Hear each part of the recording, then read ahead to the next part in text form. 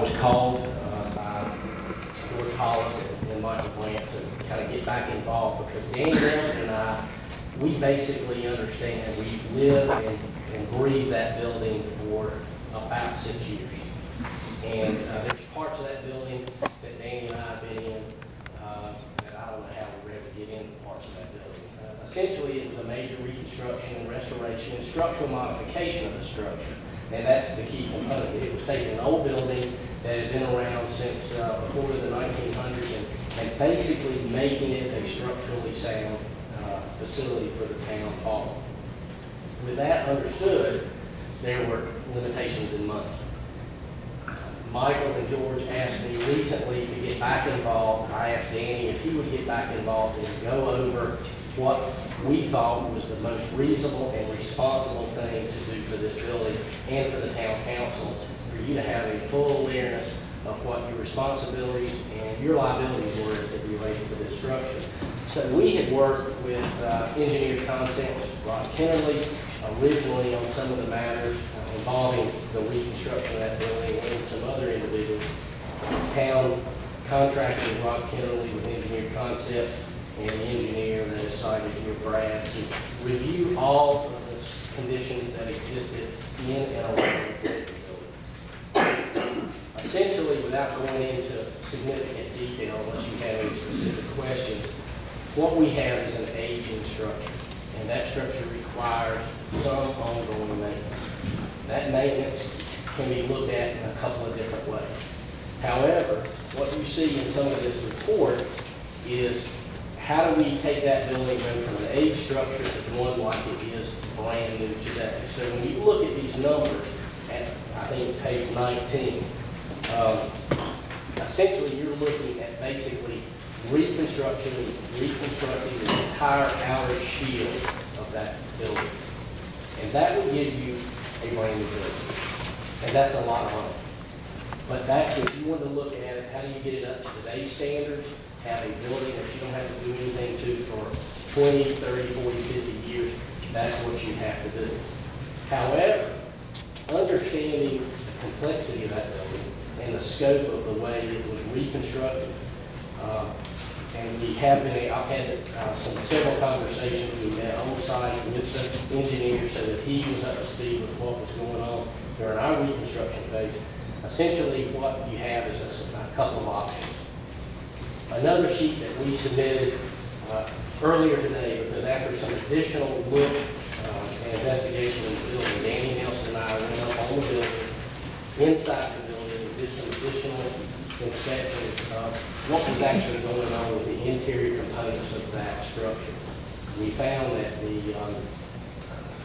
wooden beams that were penetrating the wall seemed to be in great shape. The walls in the interior of the structure where we were able to gain access appeared to be in good condition.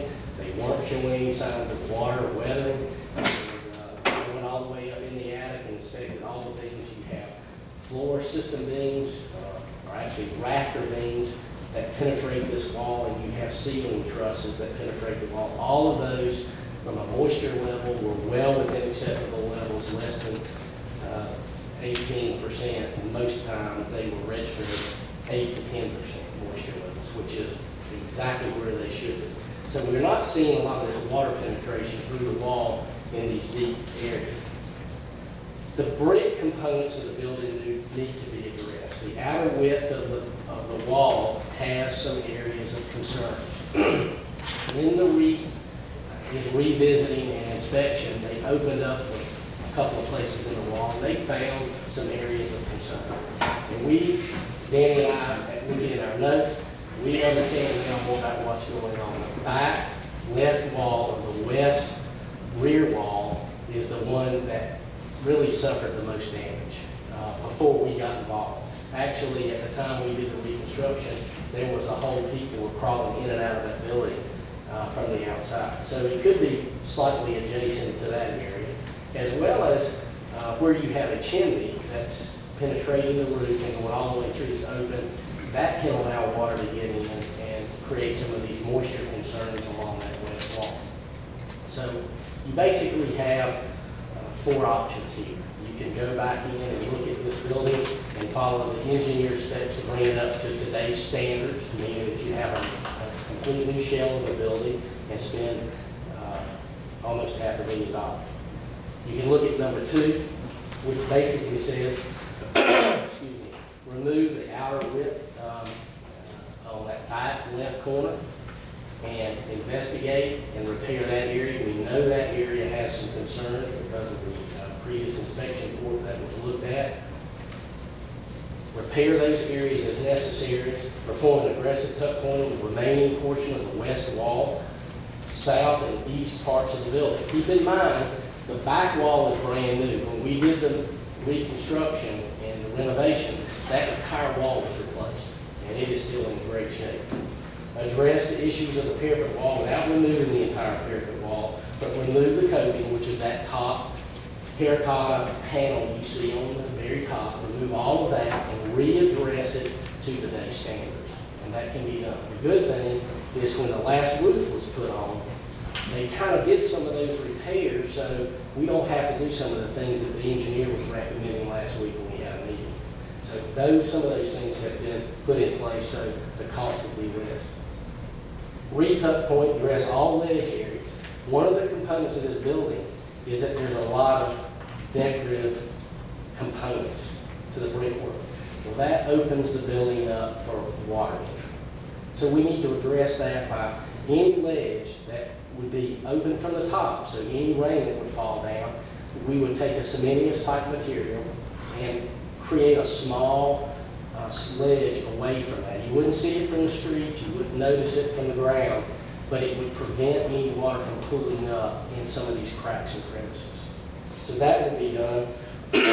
Excuse me. Remove the chimney above the parapet wall and tie it into the existing parapet wall. So you eliminate that. It's not needed. It's an old chimney.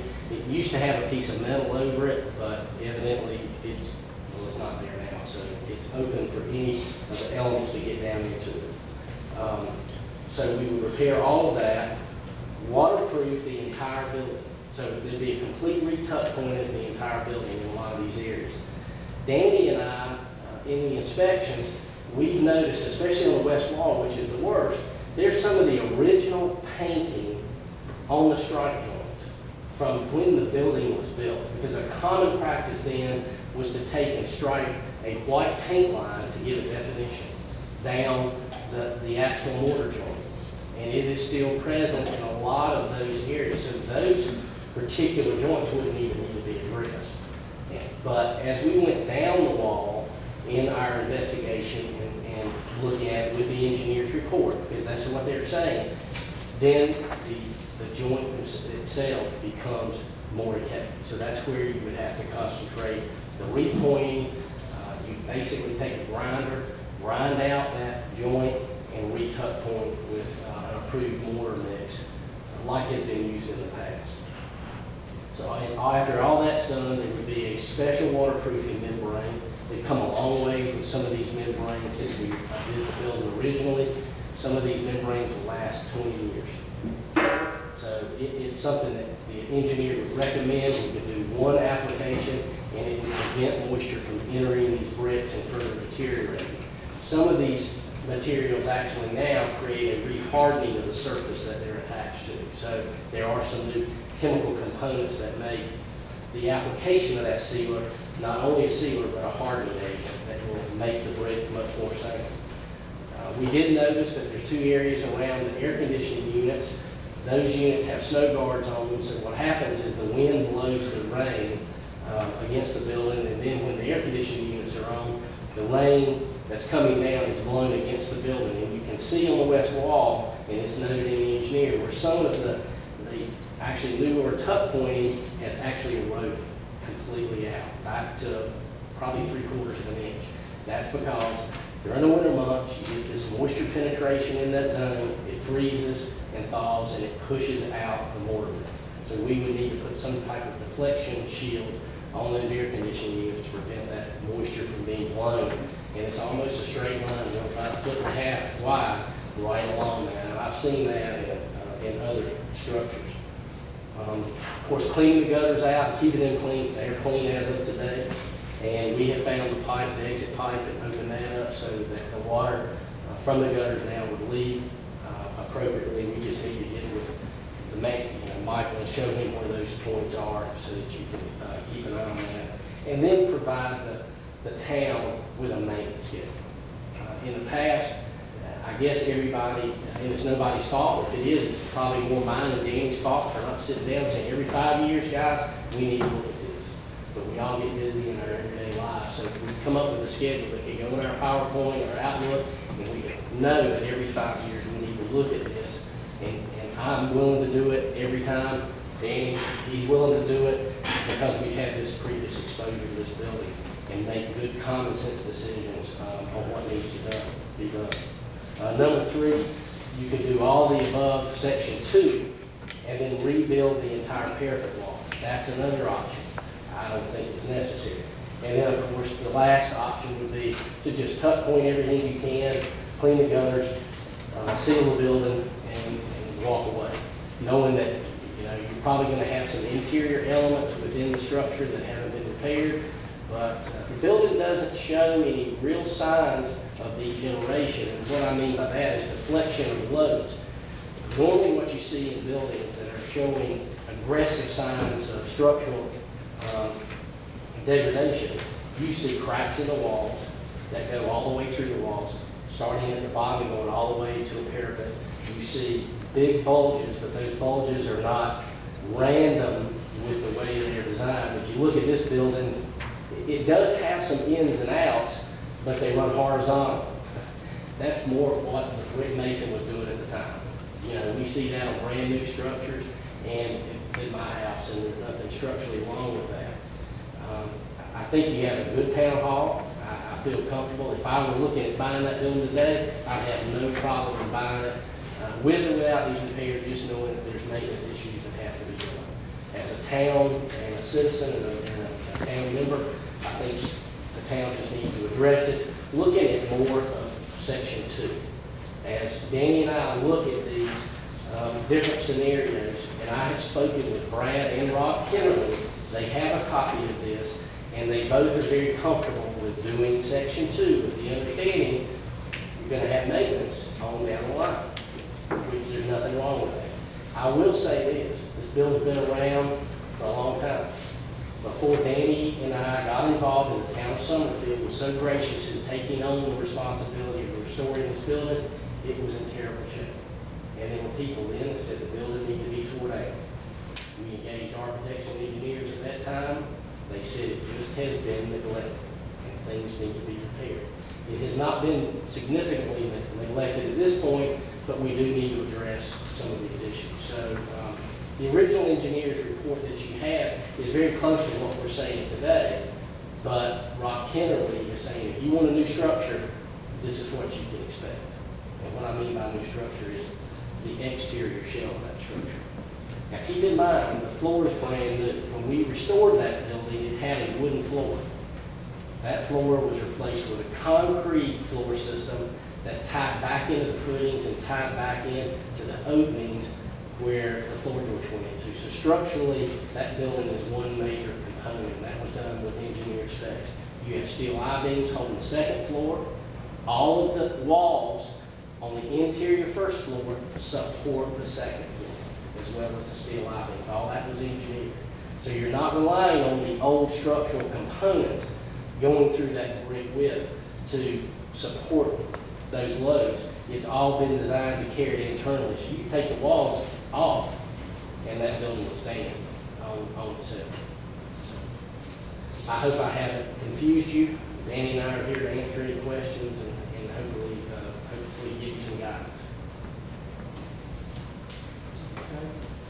Okay. Thank you so much. That's so good. Maintenance for the next period of years would include what again? You said 5 years is what? If we pretty much looking at the tuck point and all again, any further deterioration. If the ceiling, if you get some interior water, which I don't think we would eliminate if we're following this plan, That's probably the only thing that caused that to happen, but everything breaks down over a period of time. It'd be a matter of just monitoring the tuck point and see if any, make sure there's no water washing down about there, like back wall here, such as that. So it'd be some kind, mostly an inspection, and if any did, be a matter of the mason or, contractor masonry could even do it. The town could even look at maybe just doing like yard maintenance. You could look at somebody as far as You could, but keep in mind, the majority of the tuck point that's occurred so far is in good shape. It's just some of the other deterioration. What you have with some of this mortar is that because the waterproofing that was applied is gone, now weather is exposing that mortar and the brick to the elements, and it's freezing and falling and degenerating. Once you seal that up and you keep it sealed, it's like a roof. As long as the roof can't get to the wooden part of the structure, or water can't get to it, it doesn't deteriorate. It lasts forever. So this building will be in good shape if we can just get on the maintenance schedule. We know that waterproofing agent is maintaining its integrity. Probably wouldn't have to redo the waterproofing on the entire building. You may have to do one section that's getting more exposure to the elements, like the west wall, for instance. Some of the water penetration along the front of the building that the town's having and coming through some of that sheetrock is because of these ledges.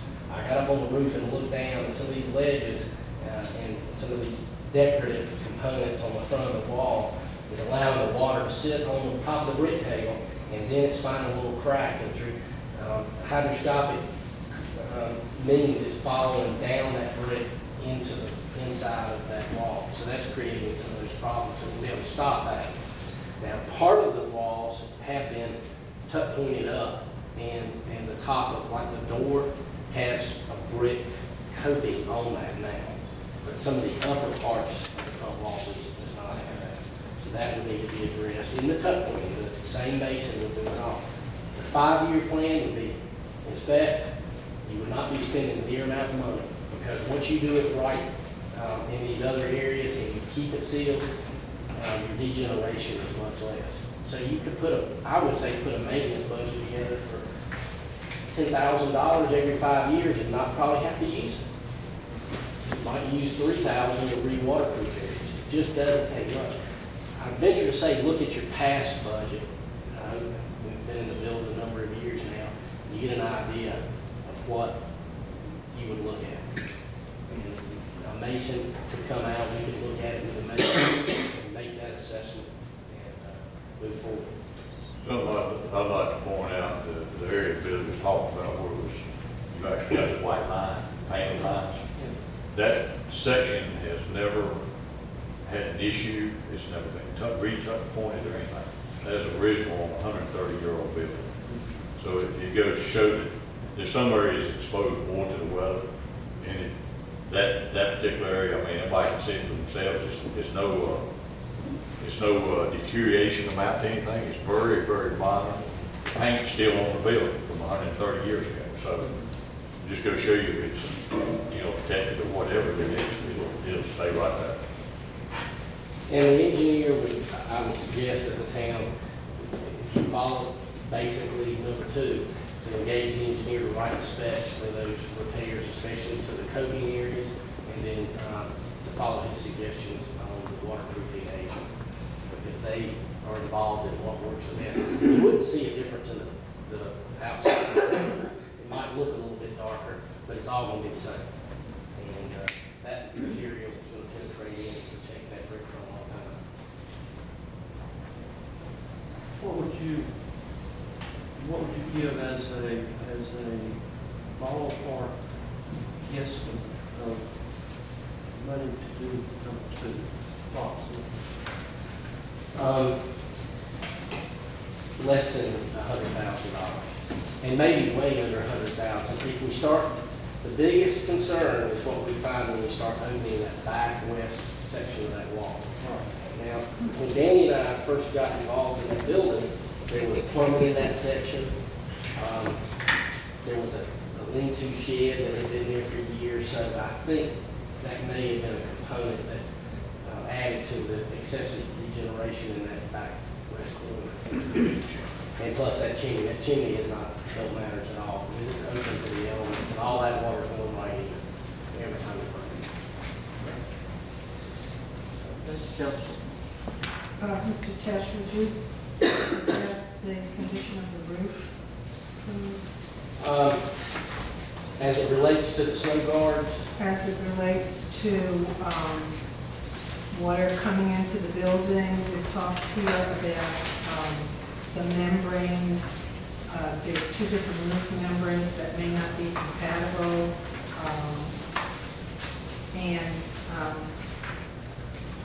There are some bolts that are going through and evidently corroding and leaving areas where water can get in. yeah, I was in the attic today, and of course, we had plenty of rain this weekend, and I saw no leaks. The part that he's talking about, the different components, is another roof overlap. I'm not familiar with the two different type products. I would suggest you get the roofing contractor out and have him address it. There is a warranty on it, I understand.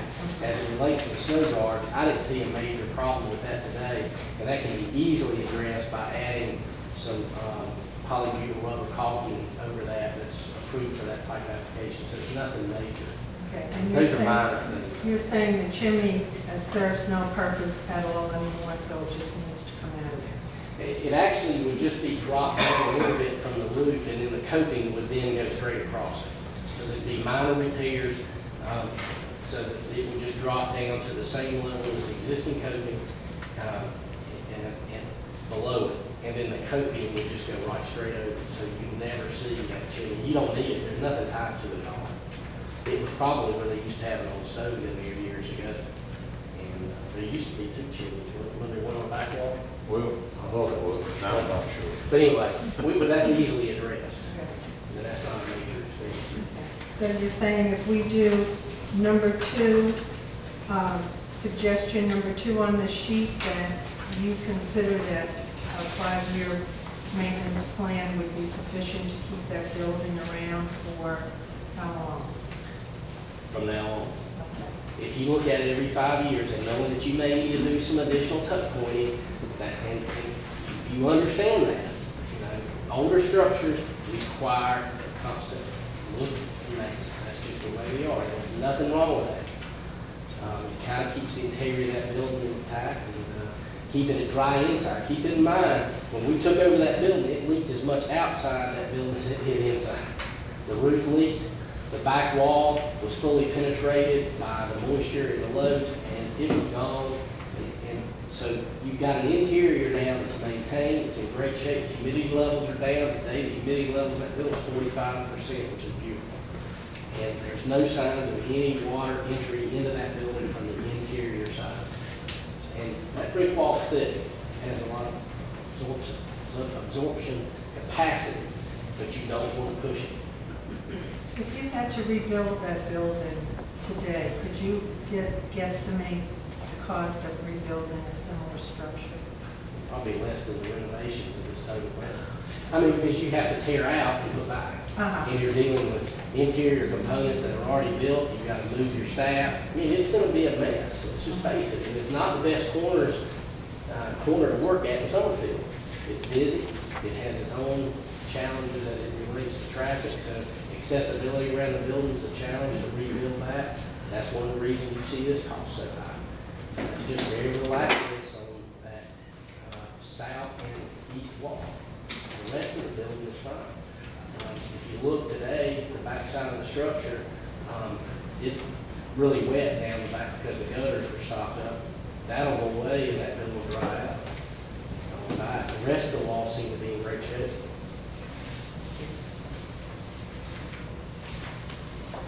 The work that was done a few years ago, I think you have said that looks good, it still looks good. Y'all were okay with the quality of the work, things like that. Yeah, tuck pointing is a kind of art. Well, that's what I get at, I think. You gotta have somebody that understands building restoration. Some of the quotes that you had in the previous proposals look good. I looked at a lot of the qualifications for some of those individuals, and they were very well qualified. So I think you go back to those individuals, and you say, this is the new scope of work, and let's move forward. If we can get estimates on it now, much easier. The only question that we have is what we find in that back west wall. If I own the building, I would pay a contractor, and I'd take out part of that back wall, and I would do that work with an understanding this is gonna cost $15,000. And once I found out what was going on there and repaired that, I would then ask for submittals of the restoration work for the rest of the building, because that's the only area of the unknown. It is an unknown factor in that back corner. But we know we've got some damage, but how severe and how much it moves. I did a lot of sounding in that area beyond where that viewpoint was put in. You can definitely tell there's areas of a hollow void, but it doesn't appear to go beyond that area. It certainly doesn't appear to go beyond the chimney at all. So I think the chimney's been a contributing factor for the erosion issue as it relates to the interior widths of the brick, and maybe what went on 25, 30, 40, 50 years ago with, there used to be a shed on the back of that building right there, and there, where the wall, where that window is on the upstairs level, used to be the actual door. The door that you see it now used to be a window, and it's now the door at the fire escape. So that was the original fire escape or access to the top of that building. So that may have been one of the contributing factors as that building went in disrepair years ago. So, Billy, you said you talked with the engineer and he feels that number 2 is definitely workable, the one that you said. And if we choose to do that, you and Danny are going to work with them and review the specs and then follow along with that like you've done before. Pretty sure. Y'all are marvelous. Hey, the same thing you did last time. Okay. We'll double your salary if you do as good as you did. But, you know, it's except our thanks to you better paid, I think is what it was. But yeah, I think that's great, and I really appreciate you going back and looking again, because that money was giving me the heartburn really bad to think about doing that. Well, and you know, Michael called me and George, and they were really concerned about what do we do? What's the right thing? And I said, well, the town council needs to be aware of what the different options are, from replacing the entire wall, making it like brand new and never having repaired again, because that's one of the big questions. What are we going to have to continually do this? Yes, if you don't replace it, and see what the costs are. So hiring the engineer, getting him to look at that scope of work, and then understanding that we could do less is important.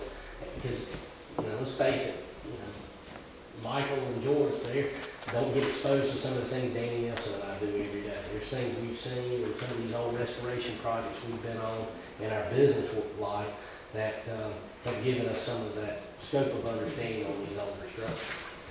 And there's buildings, you look at Charleston, there's buildings that are all in this country that have been around for years, and they're still there. The one question that the engineer had was, what about separation of these walls? Well, you know, we could go in and put steel rods between the outside walls if we had to, but I don't see that degeneration occurring where this wall is bulging like you see in Charleston, when you see these plates and the rods going through. That's more of an earthquake issue that happened and things started to move. Granted, we had one earthquake already, but that building was fine. But, you know, there's things you can do without replacing all that brick. If that becomes an issue, I don't see it, because those walls haven't moved. I went up in the attic, and where the actual trusses for the roof trusses and the ceiling trusses go in the brick, they haven't moved at all. I mean, you could tell that there'd been a point of movement, and those appear to be sitting exactly where they were for a long time. And when we did the repairs, keep in mind that building was totally gutted. We were seeing all of these construction elements fully exposed, and we saw none of that. And so did Summerfield, I believe. Yeah, I do have some more fuel over before. And we still have that report, which was the engineering firm that we had working at the time.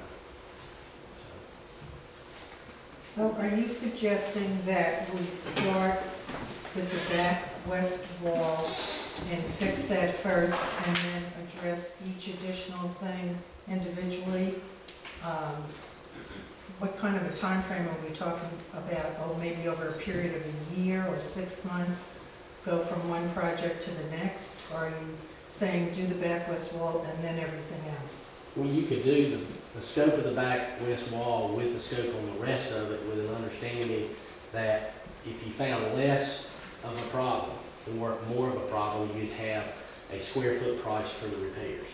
Or you could do the back west wall, basically removal and replacement, and then you could write a set of specs that would say you're only going to tuck point, or there's going to have to go a little bit further on that west wall. I don't think we'll have to see that. I think we'll see just that one quadrant that needs to be repaired. Once that's repaired, tuck pointing and sealing. And I would do it sooner than later. I wouldn't keep postponing it, because every year that goes by, the winter is the worst enemy for this building.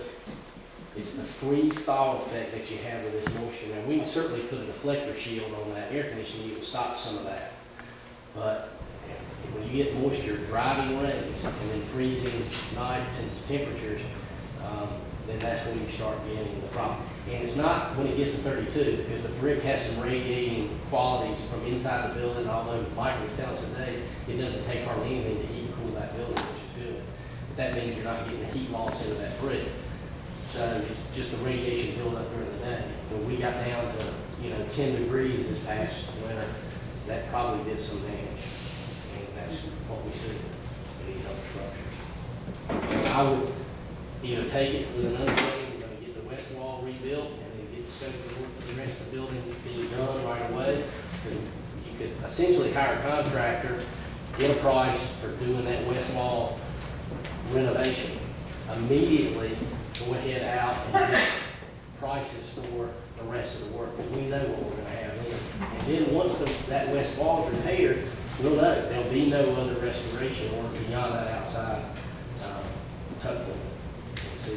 Can they do that kind of work once the winter sets in and the weather gets cold, or we have a lot of rain, or does it have to be a certain temperature for them to do the ceiling and the tuck pointing? No, the winter's not a good time. Winter's not a good time, so you think we're talking about spring? Probably in the spring, Okay. with the exception of maybe doing an investigation in that back wall and fixing some of the more obvious problems there. And then you're talking about a springtime project. You can mix components in with the mortar to make it more palatable for the wintertime, but I don't recommend it. I don't think the engineers can make it. Billy, when you talk about the west part of the building there, how high, tall are we talking about? The whole thing, or one section just where the air conditioning is, or what are we looking at there? They would probably start at that back corner where they took that inspection port opening, and work their way out away from that. And they may not have to go up very far, because if they can take it up and visually inspect that area and see that it's in good shape, they may stop. I think it's going to run more horizontal than vertical. So I think what they're going to end up having to do is take out horizontally in that area where the damage is more than vertical. Looking at your two pictures here, the viewpoint one, that window just up there above where you cited the viewpoint one, looks like that window's had some repair done on it. Can you refresh me about that? That's a good window. That's a new one. That was the door. Okay, That was the door. okay, I misunderstood you. Yeah, the brick around it, that was all re-bricked in to accommodate a window. That looked like the rest of the area. Okay, okay.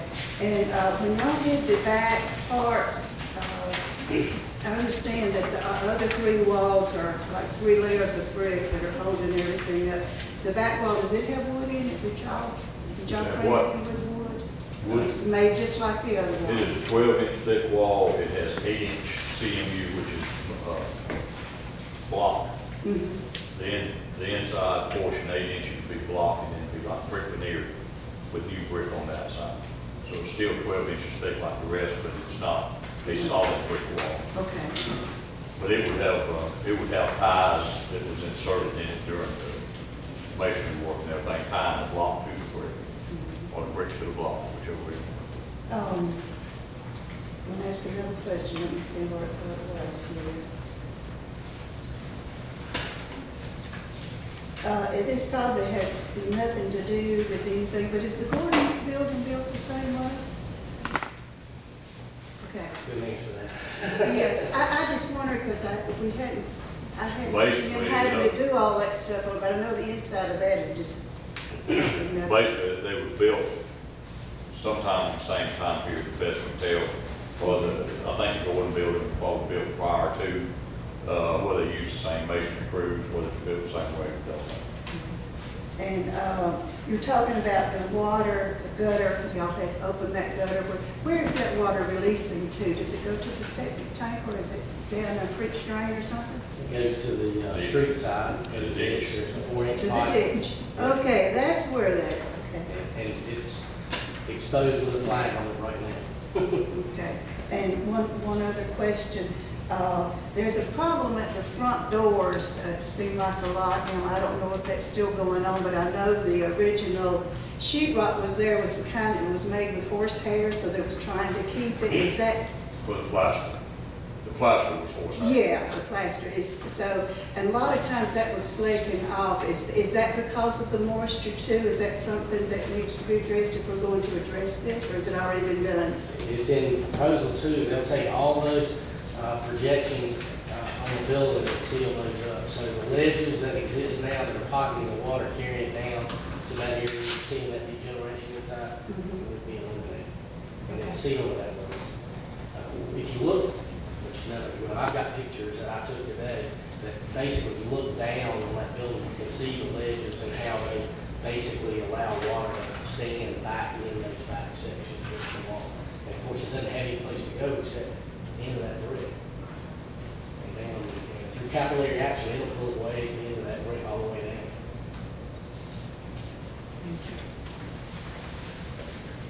Anything else? So in your opinion, for to do number 2, you think $100,000 would be sufficient and probably wouldn't run that much? I do. As long as we don't find any major issue in that back west wall, I do.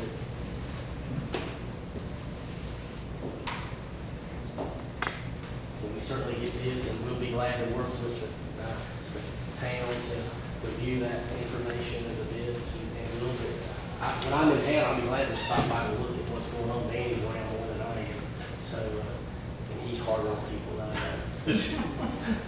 am. I know we put in a lot of hours on Saturday cleaning that building out, and Danny hauled off numerous truckloads of debris out of the building, and a lot of sweat put in that thing by the volunteers, and I really appreciate you, Danny, and all the other volunteers that worked on that. And I really enjoyed the hot dogs that you cooked for lunch on that Saturday. I forgot about that. Well, I'll do that again sometime. But let me know, Danny and I are glad to be of service to the town, and there again, we just want what's best for that building and for the town. The building is a nice building, it certainly has the structural integrity to be here for a long time, but there does need to be some maintenance. And there again, maybe Danny and I kind of back off on some of the things we should have been doing, and we apologize for that, but all you have to do is call us, and we'll be glad to help any way we can. Thank you. Thank you. If y'all would sort of hang loose for just a few minutes, and we'll go further. Mr. Magnus, do you want to add anything to this? I was going to ask council more or less, does everyone seem to agree with suggestions too, as a way to get started? Do you have anything to add before I ask that? One thing I want to do is thank Billy and Danny for stepping forward and helping us with this. This was beyond our scope to understand. And I'm also very glad that they looked at what was the actual fix and took out that, lowered that number significantly, because I couldn't figure out where we were going to get the money from. So we still have to figure out where to get the money from, but it's not going to be as bad.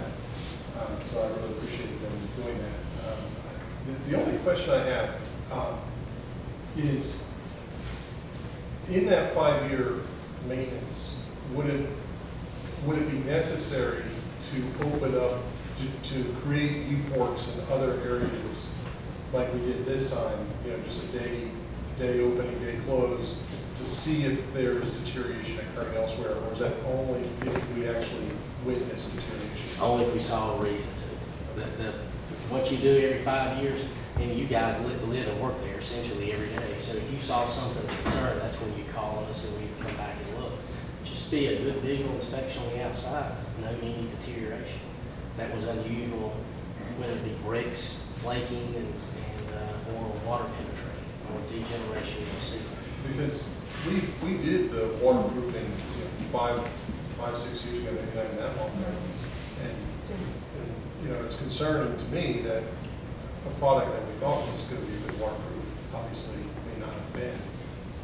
So when we hear 20 years waterproofing, I'm a little concerned that that's not really going to stick. And maybe it'll be a different material, a better material. It's a totally different material. I think getting this engineer involved who has a lot of background in this kind of work has made a difference. And I'm not familiar with all the different waterproofing compounds he uses. And the 100% solids in the waterproofing make a difference. And I'm not saying you're going to get 20 years. In certain applications, you're going to get 20 years.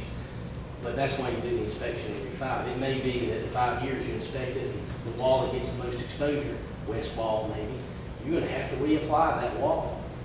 Or that you go to an 8-year rotation in the waterproofing application. We'll know that after the first 5-year inspection.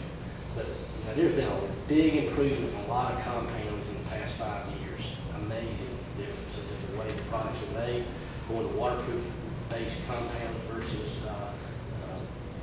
petroleum-based, penetrating materials that actually add hardening agents to it.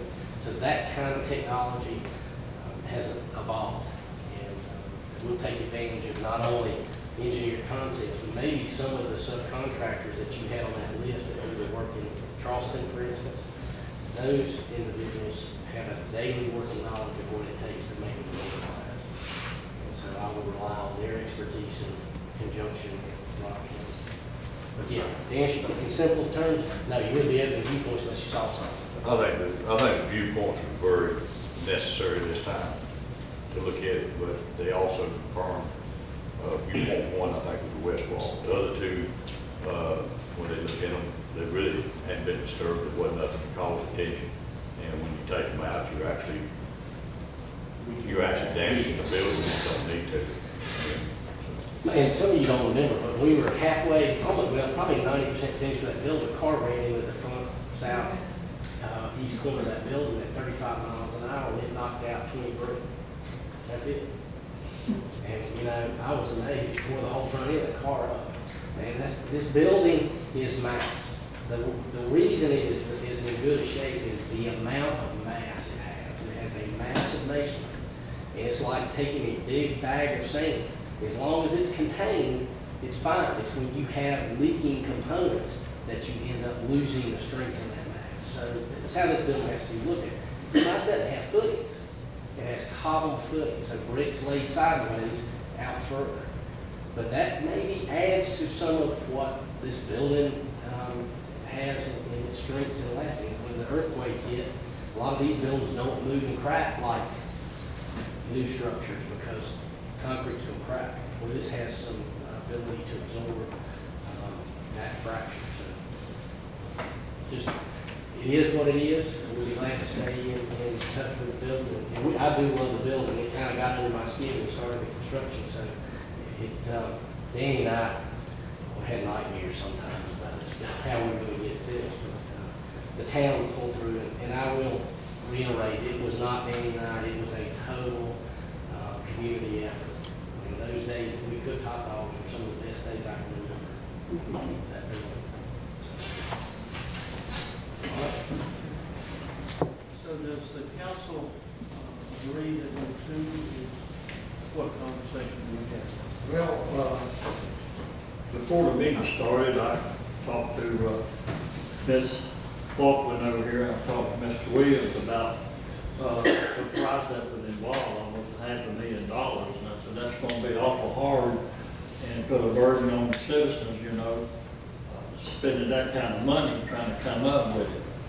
And I was wondering if there was some way we could do it in phases. At that time, I hadn't seen this updated report, and I appreciate y'all giving us this updated report. That answers all of our questions about doing it in phases. And I feel much better and more confident talking with, hearing Mr. Nelson, Mr. Tess talk about, they would recommend doing number 2. Because in my opinion, they're the expert at this, not me. And so I feel real comfortable in just doing number 2 for the time being.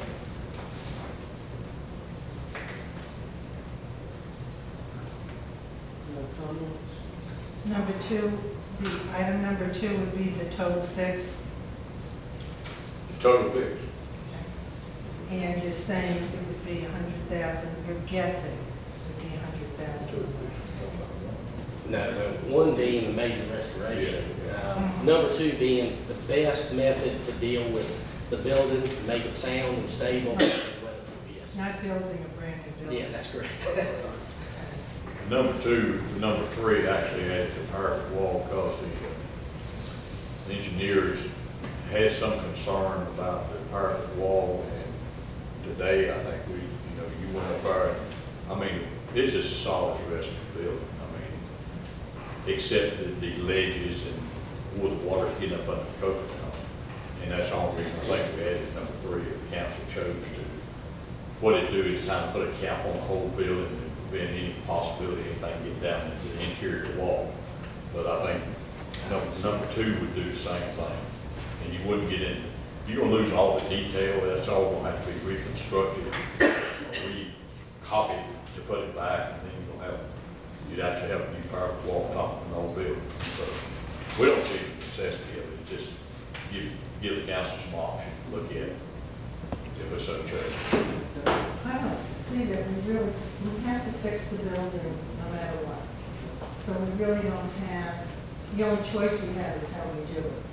And when I read that $446,000 figure, I picked up the phone and said to the manager, am I reading this correctly? Is this what it's going to cost? Because we voted for $25,000, and all of a sudden it's $450,000 or $446,000.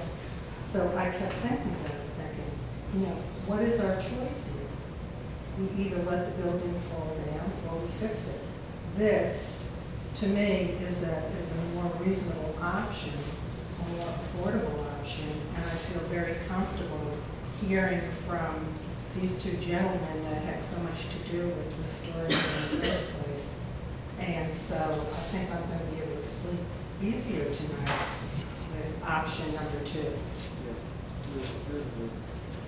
Would, Mr. Manager, to begin with, would you want us to do a motion to go with option number 2, and then you take it from there as far as getting whatever specifications drawn to bid the first phase of it, which would be look at the west wall, and then the second phase, which would be everything else? Is that what you would bring to us later? Yes, I think what we have to do fairly quickly is to figure out where the money's going to come from. So I think we'd have to look at other capital projects, considerations to have a budget, and determine whether those capital projects should go forward, whether those funds should be allocated into this.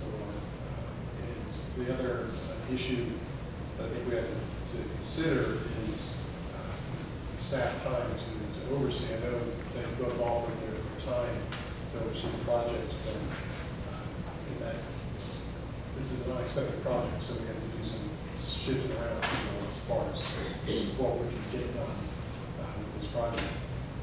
But as far as process-wise, if you want to go that route and we go back to engineering concepts, get a price for what the engineering would be, plan out what's being proposed, and if it's additional. Right now, I'm allocated $25,000 to work on this building, so I've got room as long as the detail work doesn't require more than $10,000 contract work. It does require more than $10,000. We'll need in about 2 weeks that you can approve that contract and move forward in that period. And we'd also be able to look at funds give you recommendations for a function. How much oversight can the staff supply, since none of you have the expertise to know whether these people are doing the job Admittedly, correctly? little compared. Okay. So then who's going to oversee the project? And the engineers, especially the engineering. So that actually the staff time is not going to be that great, since, I hope, but I just need to Okay. evaluate. Well, there needs to be somebody that's directly interacting with these contractors, so there has to be somebody on staff that is dealing with all the contractors coming in, because of course Danny and Billy won't be there every day. So you're gonna have somebody in direct contact all the time as long as those contractors are out there, so that's something to keep in mind. It's not like it's gonna be hands-off with staff, but regardless of whether they have the knowledge or not, somebody has to interact with those contractors. you want me to volunteer to do that? And then, Okay, so what I'm hearing is that you want to go ahead and get with the engineer, to go ahead and come up with some type of contract for the next phases, and bring it to us at the next meeting, and go from there as far as that. And just to give you an update in terms of funding, the reason that we did the contract, the loan modification, was because of the property tax receipts that were not going to come in until September. So those receipts are now in, and we were going to do a cash flow analysis to see what expenses were coming in early in the fiscal year versus later, to see if we could make a loan payment. Well, we just won't make a loan payment at this point, since this is an unexpected expense. I was estimating potentially being able to do a $100,000 loan payment. Well, there goes the $100,000. So we just won't make a loan payment. Right now, we're interest only, and until those CDs mature in May, we just won't make an extra loan payment. Won't make a principal Well, payment. are we doing this, we're not going to do this work until the spring, is that correct? But our CDs don't mature until May 12, or our first one doesn't mature until May 12. So we'll need funds. or at least some expenditures. Okay. So we should be okay, but we're going to be tight, and we'll do a cash flow analysis just to see if we go along. We'll address what Ms. Flowers just said. Now, would we be looking at getting this first part tearing out of the west wall to see where we would be looking at that before Christmas probably, and the rest of it, tuck point, the rest of the building, waterproof, and then spray, or not? No, I would suggest doing that, all of it as a Complete. conducive application of time and effort, because if the contractor's there and he's tearing out, he's gonna have to go a little bit further. So I think the best thing to do would be to maybe get a masonry contractor in here that maybe did the original work with the engineer, and look at, are we stable, are we okay to leave this wall, which the way it is right now, and I would assume that the answer would be yes. And then next spring, go ahead and get started on the entire project. Knowing that it's gonna be done over the next few months. I mean, wouldn't probably start till April. Yeah. So payments would be made according to a contract. That would also allow us to set it into another budget year. Right. I mean, I was 4 months.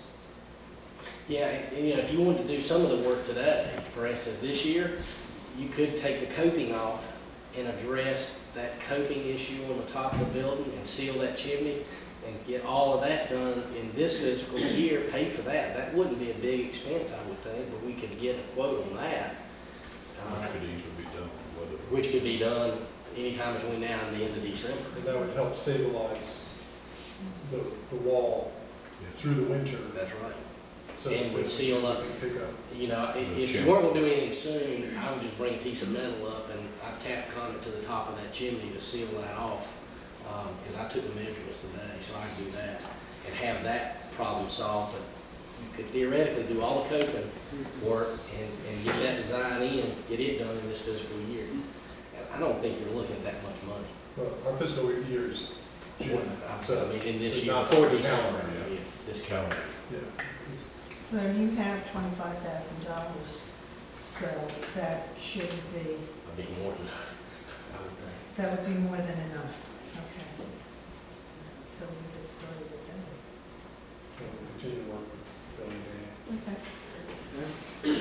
Thank y'all so much again. Appreciate it. Thank you for your time and knowledge. Thank you.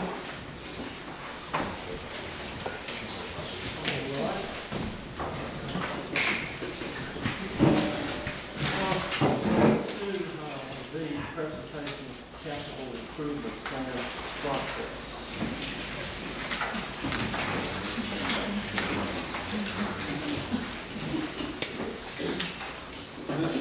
The capital improvement plan is a method to identify needs over a period of time to generate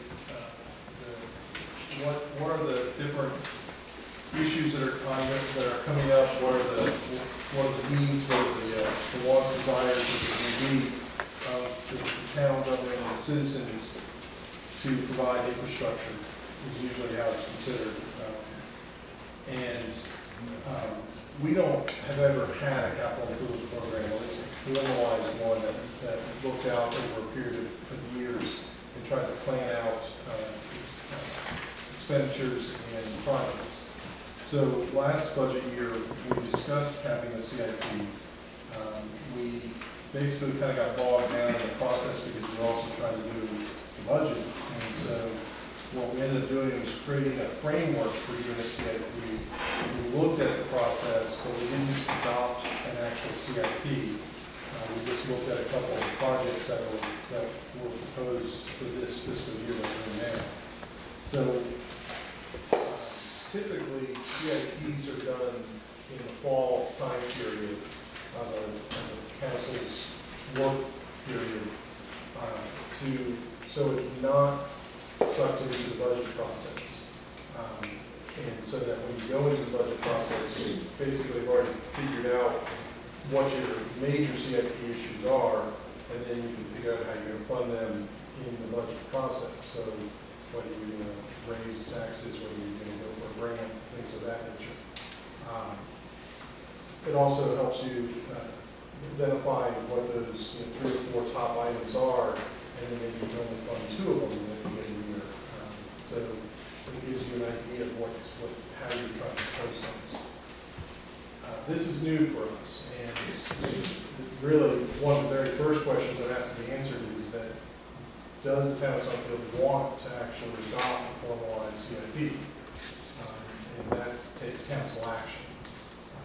And we have developed a process for doing a CIP,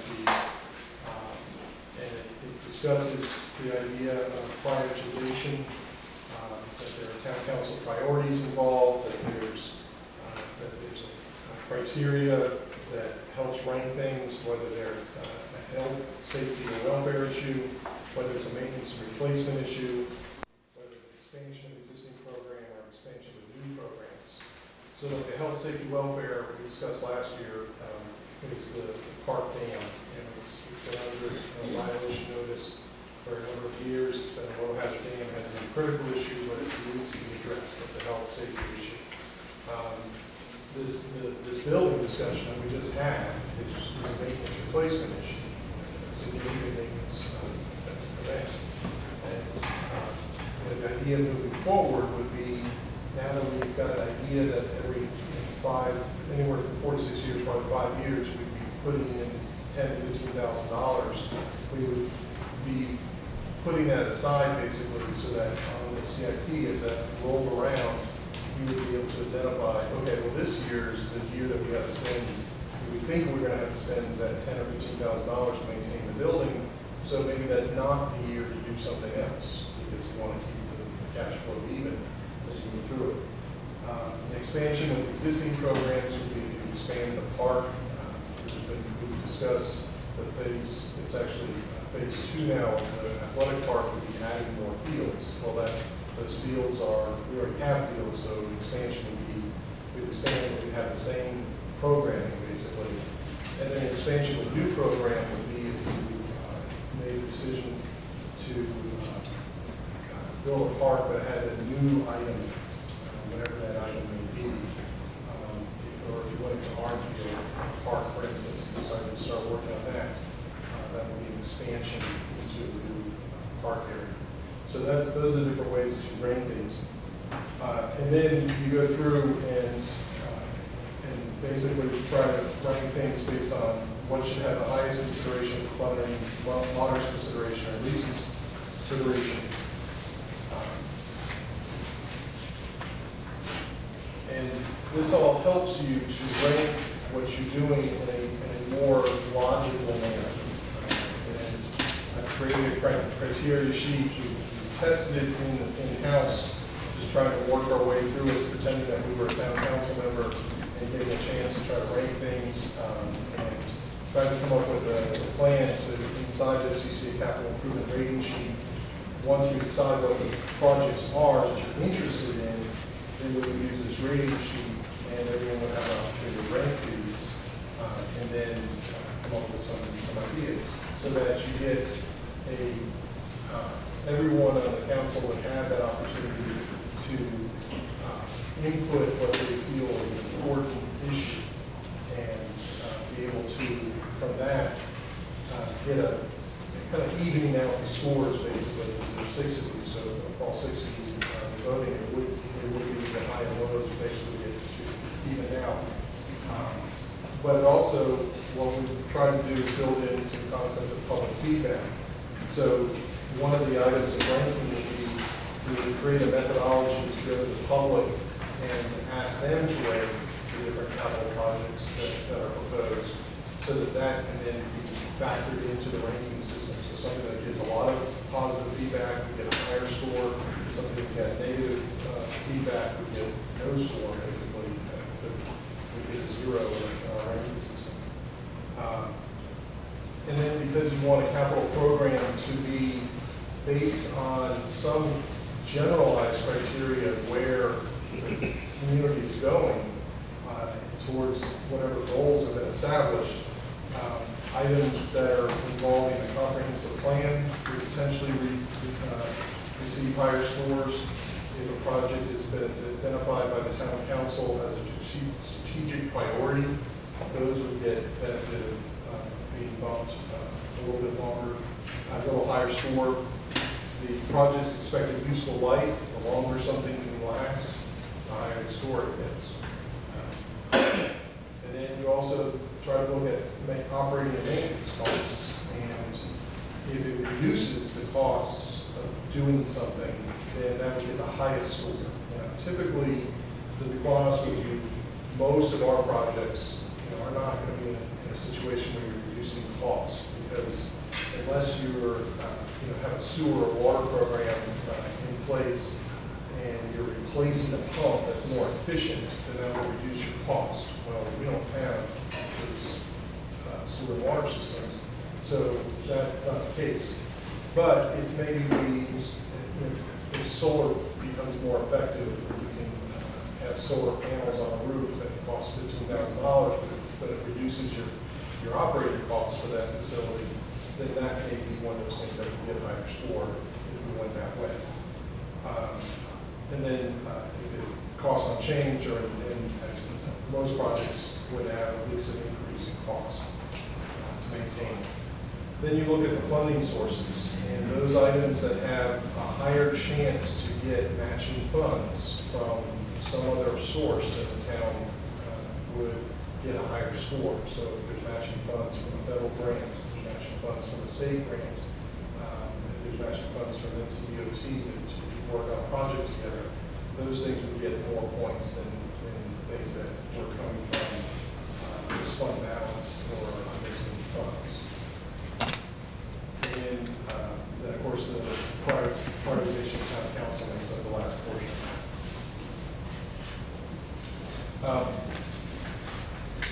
When we went through this process in the spring with the council, we identified basically 12 capital projects that have been raised at one point or another over that time period. And so they are listed as part of this plan. They are the SAP Dam Repair, which was funded this year, SAP Athletic Park Phase 2, which was everything, actually the ball field expansion would be Phase 3. Phase 2 was things like picnic shelters and bleachers and things of that nature. The loop trail was, for the community park was $30,000. The greenway has actually been completed, and the capital project is actually finished right now. We proposed doing more greenway construction, easements that we're working on. And then there are future portions of the AY Greenway, master plan, down the list, basically. And then we just tried to drop in, well, when would these might get done? Other than this year that we're working in, where could these get done? This is a starting point. And what I need council to do is to either discuss tonight or discuss and come, think about projects and then come back at some point and indicate which projects we should be looking at for capital projects in the future, either reducing this list or adding to this list or changing this list. So, and that's what I need council to do as we go through this process. We can do that tonight, or we can do it another 2 weeks in October. Did you get a new copy machine? Did you buy a new copy machine last year? Couple of years ago. Because I can't read some of this stuff. It's so dark. It's difficult for me to read. That's just the That's shading just that the was shading. chosen. That's the shading. I can change that. On the screen, it looks very clear. Okay. It's not on paper. Depends on the printer and the copier. The Yeah. copier doesn't tend to like the shading. That's why we eliminated it on the other capital plan.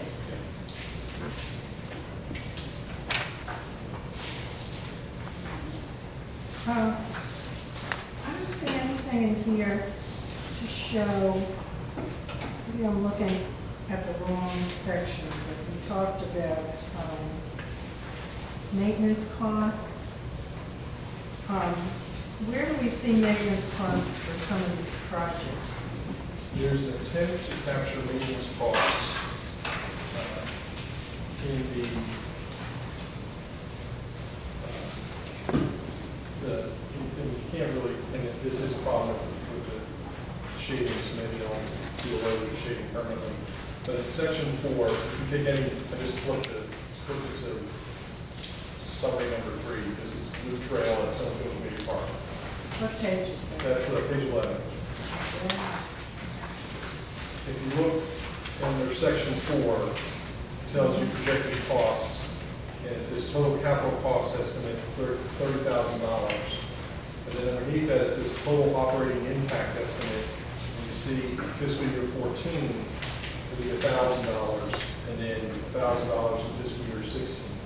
Which is coming from section 3, if you look at it. That's just for the loop trail? Yeah, that would be the Loop Trail. Just so that there's some numbers, so we have an idea of what costs to maintain that are in the future.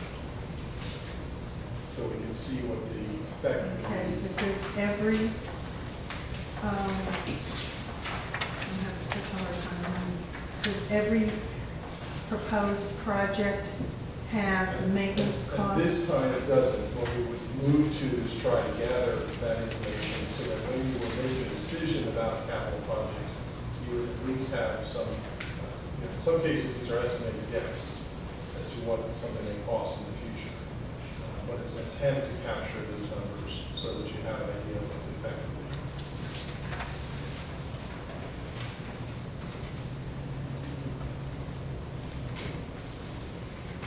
I don't really see that we're any further along in this than we were when we discussed it Well, we're not. 6 or 8 months We put it ago. off, because we didn't, we put it off. This is now the time when, if you want to do this capital project, now is the time to start talking about what projects you are interested in, and giving the staff information so we can generate information, bring back to you, and create a method to gather public input on what your capital project is. So this is not only addressing the needs of the town, it's also addressing the wants Well, sure, sure. of the council.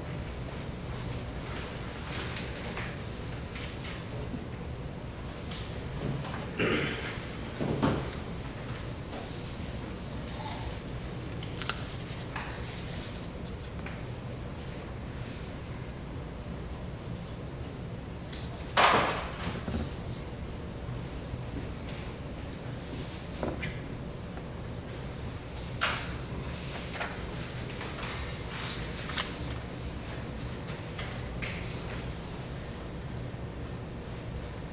I would recommend, if we're not ready to have a full discussion on it, is schedule for the October regular meeting.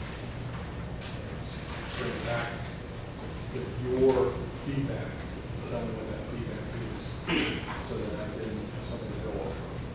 Either to not be involved, or that you want to move forward with these projects, or to add or subtract projects from this. And have that discussion with the council. I feel like since we got $100,000 basing us on the Britain building, and getting that money from somewhere, we need to study this further, maybe schedule it and bring it back in October meeting, and think about it more seriously. Hey, what can we put off? What do we really need to do in the project? Because this town hall repair is essential. We need to get that done. And so that's my feeling on it. We need to put on it till October, really give it some consideration while we're thinking.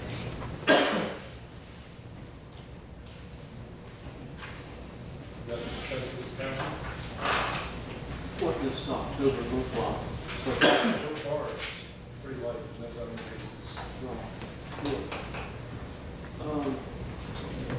You have, in your example sheet here, a lot of the projects that you've been dealing with that funded partially, things like that, page 8.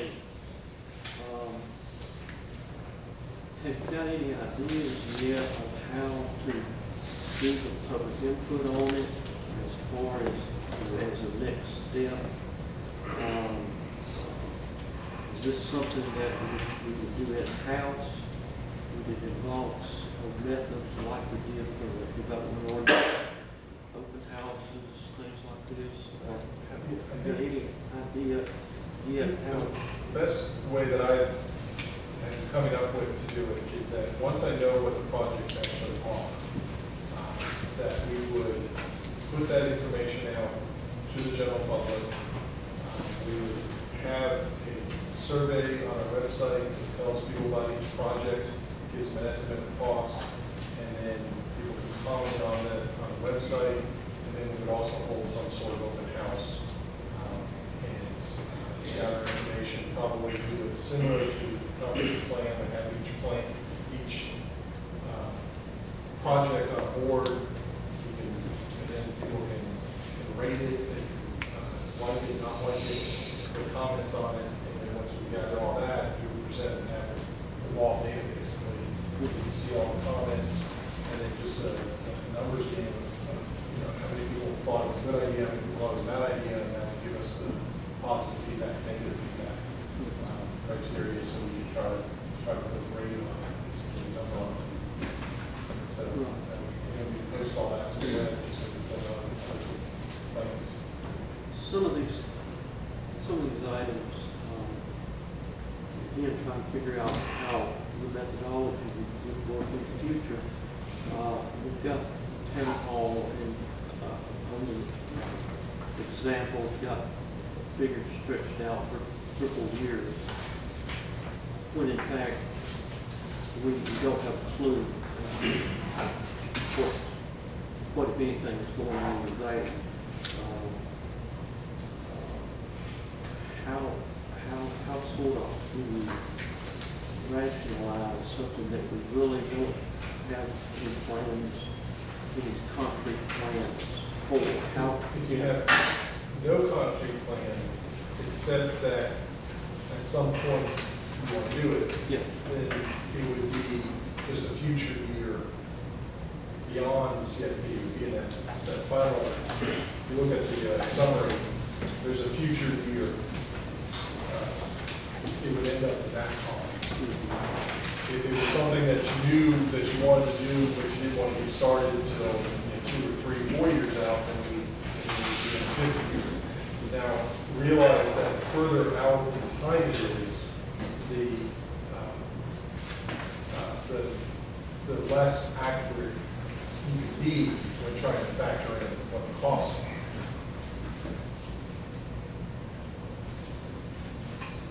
Personally, I prefer to hear from the citizens instead of us telling the citizens what we're going to do. I'd like to hear what the citizens' wants and needs are, and then we can go from there. I think as part of the public outreach is that we can have an ability for the citizens to tell us if there are any projects that they have, that they would like to see. Then we can open that up too, and then the rest of the citizens can rank those projects too. We do that, yeah. What did you just say? Citizens can tell us what they want about specific projects, but they may also have projects that they want to recommend. Is that what you were saying? That's what I'm saying. Let's hear from the citizens. Why should we tell the citizens what we're going to do? We want to know from them, what is it they want? So then those projects, we would structure the public open house so that there would be blank sheets of paper that individuals could write a project on. And then people could write those too.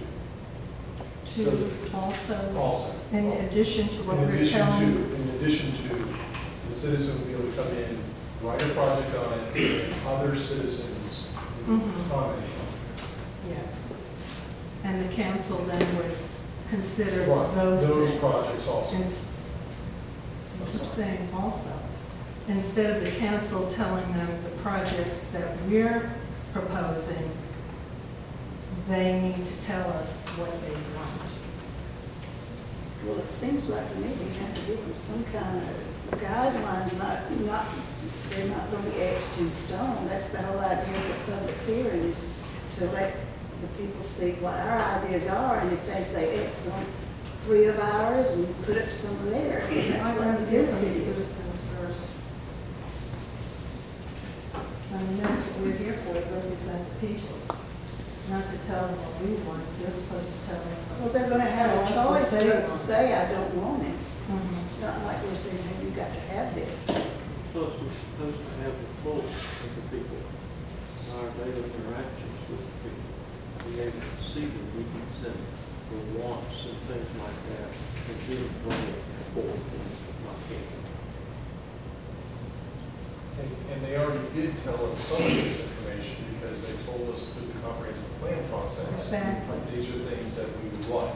Exactly. So that's the basis for some of these items already on this list, is direction from the from the comprehensive plan. That we want a more walkable, likable community. Well, and then a walkable, likable community requires walkable trails and sidewalks or things of that nature. So that's why those are on this list, because that came through the comprehensive plan. Now, when we put those up on the boards and people see the prices of those things, they may say, I like biking, but not that much, and recommend not doing those. So that's why. So what you're saying is we're taking the information we got from the public through the comprehensive plan and then getting feedback. Some of these come through that method, and then some come from council direction, council issues that have come to the past. Some are based on legislative issues like the dam that we're taking care of. So there are multiple ways that things can be done this. And there are some things we don't have any choice about, like fixing town hall and repairing. Exactly, but the bottom line is, if we have a starting point to get feedback from the public, the purpose of the capital improvement plan is to present some sort of plan to get feedback from. And if everybody says, I think that's a good plan to have, but not right now. You keep that in the plan and go on. But you got to have a start from somewhere when you develop a plan. I think it's wonderful to say, you know, what would your favorite thing be? That we went through that process with this comprehensive plan, so I think that's a good thing. Okay, we'll have it on the agenda then in October. We'll do the first stab at it.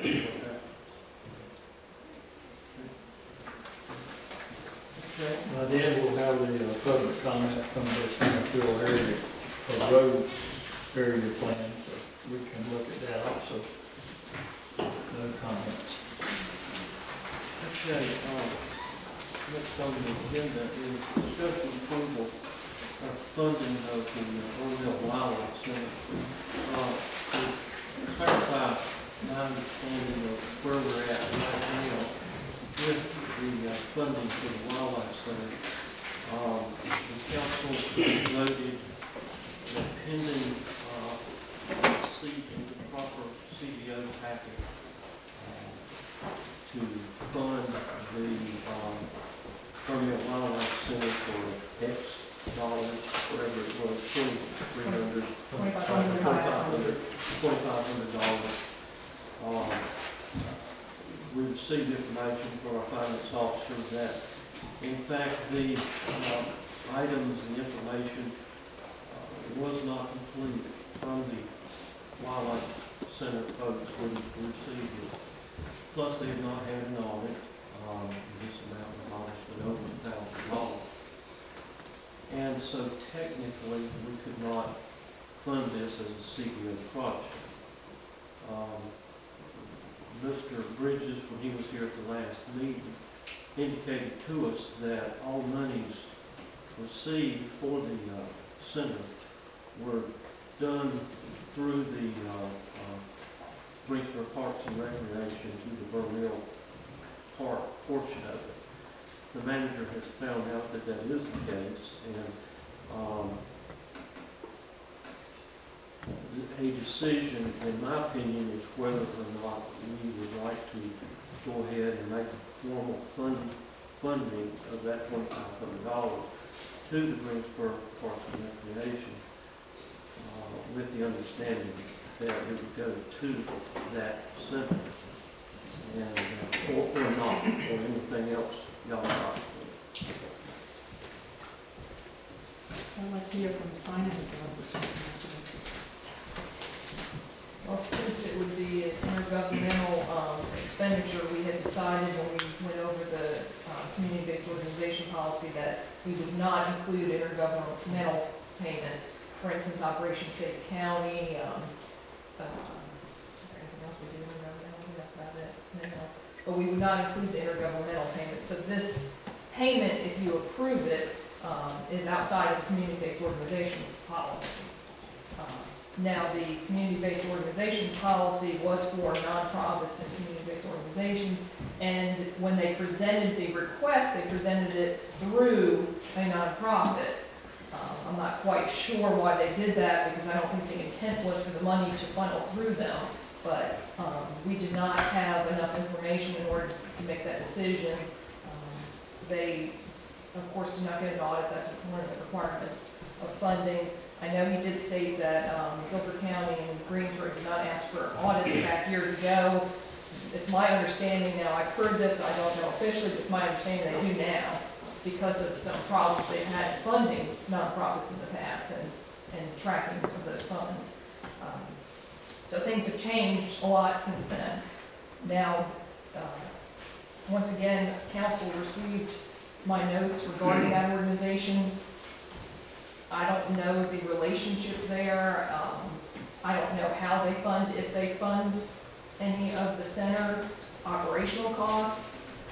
So that's a question of whether council wants an answer to that or not. But otherwise, this would be an intergovernmental payment, an intergovernmental transfer for a program that serves the citizens of Summerfield, and that's how you, yeah. So the motion would be to make the, are we calling it a payment or a donation? It's really an intergovernmental transfer or a donation. To fund a program that our citizens back. Okay. As he gave the numbers of the number of some children attending those camps. 38% of the 1,000 people that used it, 38% identified themselves as Summerfield citizens. No, I think that was a misunderstanding. It was, what he had said was 38% of the campers were Summerfield residents, or was a percentage of the campers. I think everybody misunderstood what he said, because he said 4,000 people attended, but it was a large portion of the campers that were Summerfield, not the I didn't attendees. remember him saying anything about campus. I thought you were talking about using people that use the wildlife center. Well, it was the day camps for the summer, so that was the main reason they wanted to keep it open, and what he was trying to tell us was that a large portion of the campers were Summerfield residents. The City of Greensboro has a specific restricted fund account for donations into the Wildlife Center, so that's where it wants to go. I have requested a letter from the City of Greensboro Parks and Rec that details that, so we can be sure the funds do go to that purpose. Was that a motion made? We're working on it. We don't have a motion yet. Okay. Now, in your opinion, if we were to do this, do you foresee any negative repercussions in the future? Other intergovernmental requests? I think that was brought up when we first discussed it. I think that is a potential that they would expect it or want it in the future. So, of course, that's the risk we take in doing this. And of course, the question is, about others funding it as well. Why us? And so I guess that's been a concern since it was first brought up. And I guess that's for what council to decide whether they want to take that risk or not. Well, when we first discussed it, it was discussed as a donation. It was a different ballgame. This is something else. Yes, it is. But we do the sheriff's department, the safety. Operation Is State that County. done the same way? Their program that is held in Summerfield that benefits mostly Summerfield residents. There are others that attend, but we do fund the program that is held in Summerfield. Okay, and it's done the same way as an intergovernmental.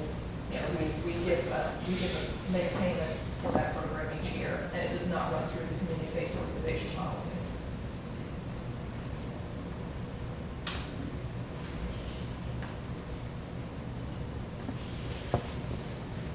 Well, I recommend that we do this and we do it with the understanding with us that this is what we're not doing.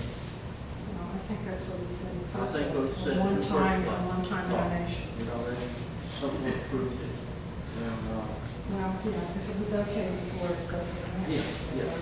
So I'll make the motion to approve an intergovernmental transfer of $2,500, a one-time only transfer to the City of Greensboro to be reserved for operations related to the North Carolina Wildlife Center in Vernon. then we have a motion by Ms. Flowers, a second. Second that. Second by Mr. Ray for the discussion. All in favor, raise your hand. Unanimous. Any comments, council, any comments? We have a motion to adjourn. No, wait, I got time. That's okay. Michael, I know it's been asked for before, and I mentioned something about it last month, the month before last. What is the planning department doing? There's no building going on. Yeah, I know they're working on ordinances, but can you give an idea of how their day is being, what work they're doing? They are working on the Summerfield Road area plan and finishing that project up in the next 2 months. They are working on the development ordinance, they're working on a sign ordinance. There is also, there's a slow but steady stream of individuals coming in for permits, improvement permits to their houses, not necessarily new houses. There's conversations with projects that are ongoing, site plan work, and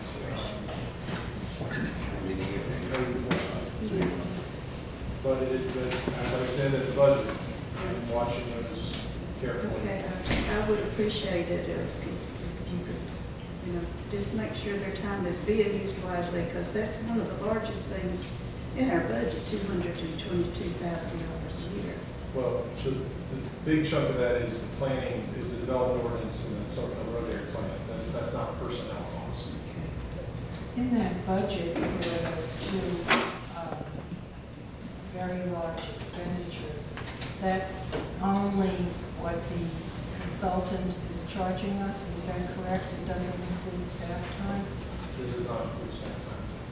In those line In items, those lines. in the total planning budget, which is Actually, the cost is greater than what we're paying the consultant. So,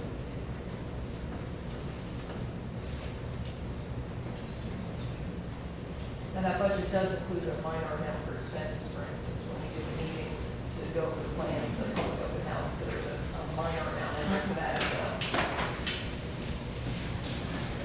And just to remind you that we did take code enforcement in-house this budget year. Okay, any other comments?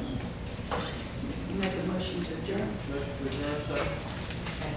Second by Ms. Moore.